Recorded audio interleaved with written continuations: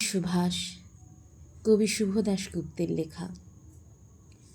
তোমার পাথরে দিয়েছি মালা, এত মালা এত ফুল, তুমি ঢাকা পড়ে গেছো। তুমি পাথর না হলে রাগ করতে।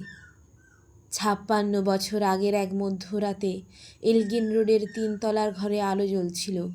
চাদর গায়ের এক ছায়ামূর্তি পায়চারি করছিল অবিরাম।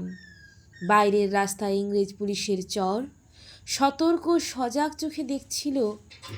তার সব সতর্কতাকে বুদ্ধু বানিয়ে তুমি তখন অন্ধকার চিরে ছুটে চলেছ আলোর পথে। দেশের মানুষ, কাকপক্ষী কেউ টের পায়নি।